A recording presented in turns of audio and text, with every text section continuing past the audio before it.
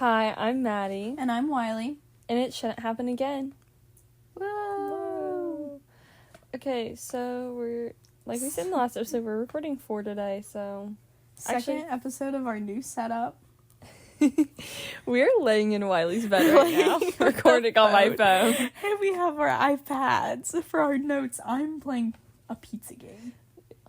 I was playing it last episode, so, like, don't worry. I low-key like this so much more. This is so much more comfortable than this stupid... I know, and then we get to, like, I love the pizza game. I know. Yesterday, Wiley refused this little kid business, and I gave He didn't have enough money, because I'm not trying to go broke. Okay, I had 2 backseat pizza makers, and they were literally telling me I was going to go bankrupt. They were good. They were helping you. Oh. I got the auto one. I'm about to get that for the sauce. Yeah. Yeah, that's what I use all my gems on, is auto cut and auto sauce. Oh, I didn't mean to do that. I just have auto mushrooms. Okay, we need to get this done. Yeah, sorry, I was like, yeah. It's okay. Don't worry about it. Okay. What was the song for this? Oh, I'm sure it'll be in the description, guys. What is it? Shanann. Nobody, No Crime. Duh. Oh my god, you're so right. Okay, guys, That was so like the our song- OG, like... So the song of the week 19, is No Body, No Crime from Evermore. So, early in the morning on August 13th, 2018, Shanann Watts got home from a business trip. And her best friend, Nicole Atkinson, had dropped her off. This is literally going to be us. Yeah. We're going on a business trip. In our fancy dresses, doing pretty business things. Doing pretty business things. That's what my coworker told me. She's like, I feel like I see you in all these pretty dresses at business things. And I said, wow. I said, you're so real. Mm-hmm. She's kind of my queen. She's my queen, too. Also, we're talking about our iPad battery. Like, I was on it all last night. I did not charge it. And it's 77. Like, it's literally, like, guys, get an iPad. This is your sign. This is your sign. Get that iPad. We So, have iPads. yeah. And then after a few hours, Nicole had started, like, texting her, like, hey, I got home okay. And then, like, in the morning, she was just texting her because it was, like, her best friend. Yeah. But then Shanann was not answering. And Nicole was like, that's silly. Like, answer Yeah. my vlogs. Like, please. Like, if you stopped answering my vlogs, I would get worried. Good. And so she decided she wanted to go check on Shanann. Mm-hmm. Also, first episode, I got some hate from one of my haters. It is Shanann, not Shannon. It is... Oh, you done messed up. I know I messed up. Don't, like... It's just one tiny piece, okay? Like, it's... She messed up her pizza. Anyway. So, Nicole went over to Shanann's house, and she would not answer the door. So, Uh-oh. Nicole called the police, and she's like, told them what's going on, and she could see that Shanann's car was, like, still in the driveway, but she wasn't answering the door, and there's, like, no movement or anything in the house, which made her even more worried, because it wasn't like she had gone somewhere, like, she was at her parents' house or something. Mm-hmm. And apparently, Nicole said that on the trip, Shanann was really, like, upset and distraught. Like, she wasn't eating and drinking normally, and she was just acting, like, really weird and, like tense. Mm-hmm. And then Shanann had a doctor's appointment at 9, and she didn't go to it. Which is why Weird. Nicole was calling her, is because she was trying to, like, figure out how her doctor's appointment went. Mm-hmm. Oh, yeah, because she was... Yeah. expecting. Spoiler alert. Sorry. And then the cops couldn't go in the house because they didn't have permission from the homeowner. Mm-hmm. And so then Nicole called Shanann and like, mom and dad and asked for the go to their garage because Nicole could go in the house. It's just the cops legally couldn't. Yeah. And then especially she's, like, got the parents on the phone and they're like, yeah, go in the house, check on her. You know? Like, the cop wasn't gonna do anything. Like, it was the cop's idea. He's like, you know, I can't, but you have a way in. Yeah. Only made $6. Which is kind of real of him. Yeah. And then Shanann's mom said that Chris, Shanann's husband, told her that she was at a friend's house. Which Nicole's like, what friend? Like, are you cheating on me? Yeah. Then Shanann's mom told Nicole to go in the house, and then a few minutes later when Chris got to the house, he told the officers they could go in. So they're all up in there now. Yes. And then the cops asked if Shanann could be at her parents' house, but that was ruled out because her parents lived in North Carolina and they lived in Colorado. Yeah. And then Chris pointed out that all of their favorite blankets and items of, like, their daughters were gone. Oh, weird. Who pointed that out? The dad, Chris. Oh, Chris. And then Chris and Nicole then found Shanann's phone and purse with all of her medication in there. Oh, weird. Like, on the railing, like, by their steps. Oh my god. My notes, like, there's the bottom. Good. That's what I like to see. Sorry. I really want to go get coffee and go shopping. I love doing this podcast thing. Don't worry. I really want to get coffee. Me too. So they then...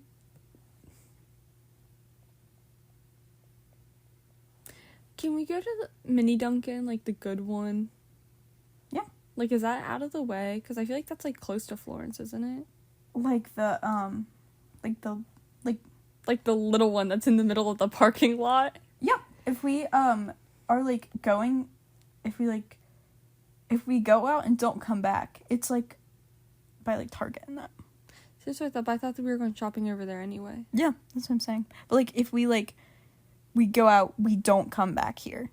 Like, I mean, we could after we shop, but like, yeah, okay, that's fine with me. Cause it's good. It's so That's good. like a really good Dunkin', and the other one's bad. Yeah, the other one sucks. The other one's really bad. I lost my place. I was really distracted by the coffee. It's a really important matter. It is. So then one of, like, they're like in a tight-knit neighborhood kind of thing. And so one of the neighbors, so they were going around talking to the neighbors, and one of them's like, no, we didn't see anything, but we have a camera that's facing, like, the street. Good. If you guys want to look at the footage on that to see if you could find anything. And the cops are like, oh my god, thank you. Like, you guys are queens for that. Yes. And then Chris starts acting really nervous, and at one point, like, knocks the sunglasses off his head because he had him, like, sitting on top of his head. And he kept, like, sliding his hands back and forth. Like, if you go to our school, how Mr. Smith does. Good. He, like, rubs his bald head. He's not bald, though. He's Sorry, after Mr. he Smith. was Steve Harvey. Oh my god, true. Yes. So, Guys, less than 2 weeks. You didn't want, she didn't say that, Queen. that's my favorite when they're like, I don't want that. 3 dog pizzas. It cost $40. That's crazy. She said quack quack, and she's like, sorry you didn't understand my duck. So, when they watch we're so off track in I know. So when they watch the cameras back, they see a truck moving. But that's it. Oh. I don't know if this was Chris's truck. I think it was, wasn't it? No, oh no, it was a different truck. But Chris's truck was in the driveway when it was normally in the garage. And then Chris then just blurts out, "Oh, Shanann's pregnant, by the way." Like, they were, because they were, just by the way. on the security camera thing, and then there was an ad, because I guess they didn't have, like, the paid version or whatever. And it was, like, a maternity thing. Yeah, yeah, he's like, that. "Oh, yeah, by the way, she's pregnant." Like, thanks, bud. why? Like, okay. And then Chris, like, walks away, and the neighbor pulls the one cop aside, and he's like, Chris is acting super weird. Like, this is not what he's like at all. And then he points out the fact that he never puts his truck in the driveway. It's always in the garage. Or, like, maybe it was vice versa. He never puts in the garage, and, you know. But, like, it wasn't in its normal spot, and where it was, he only puts when he's loading stuff. Yeah. Like, tools in the morning. And the cops are like, "Oh, that's weird." But they're like, "Well, people have, like, a weird way of, like, more, like, grief and stuff, and, like, he's just worried, so that's why he's acting weird." But they didn't, like, rule him out. They were just kind of telling the neighbor that. Yeah. So then the officers are like, "We don't really know what we can do right now." So he gives Chris his card, and then we go to the next day. I was making sure. And the police called Chris and asked for more info about Shanann and the kids, since they're like filing missing reports and putting flyers and stuff up. And the police start leaving flyers and talking to people in the neighborhood. And then Chris says in an interview that before Shanann and the kids went missing, that they had an emotional conversation. Oh. And he also said there was a lot of tension in their relationship, since Shanann had gotten into a fight about an allergy that their one daughter, Cece, had. Because guys, I'm doing this part off of memory, so bear with me. But basically, the mother-in-law... Oh, yeah. had, like, tried to give one of Shanann's kids something she was allergic to, and she's like, "She's not actually allergic to that." And then Shanann was like, "No, don't give my kids stuff that, like, she can't eat." And her mother-in-law was not happy. And then because of how Chris was acting about the whole thing, the police became really suspicious of him, but kept questioning him. The cops also found out around this time that Chris was having an affair with the younger woman from work. And then Chris agreed to come in and take a polygraph. And before they had this lady in the room with him, she's like, "Oh, like, don't even be nervous at all, because you're gonna be fine, because, like, you know you're innocent, and so since you're innocent, it's gonna prove you're innocent. And, like, if you were guilty, then, like, you should be like, worried. Really worried. But, like, I know you're innocent, so you have nothing to be worried about. Just, like, calm down. Like, everything's gonna be fine. This is just gonna prove you're innocent." Yeah. Because, like, it would only come up guilty if you were guilty. And, like, if you were guilty, it'd be really stupid. Like, really stupid for you to be. And so then Chris goes into the polygraph and fails. Good. Literally does not tell the truth about one thing. You don't put cheese on vegan pizzas. Or veggie pizzas, allegedly. Really? Yeah. Sorry.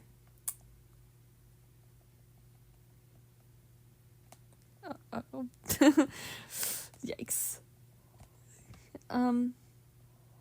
Eventually the cops asked Chris if Shanann had hurt the kids. And after a few minutes, Chris asked if he wanted to talk to his dad. When talking to his dad, Chris told him that Chris walked in on Shanann killing the girls, and then he killed her, like, in self-defense kind of thing. Like, oh my god, you just killed my kids. However, the police knew that this was a lie, and a few hours later, Chris told them that he had actually killed all of them so that he could be with his girlfriend. Makes sense. And then on August 15th, because a whole day later, he would not tell them where he had the bodies.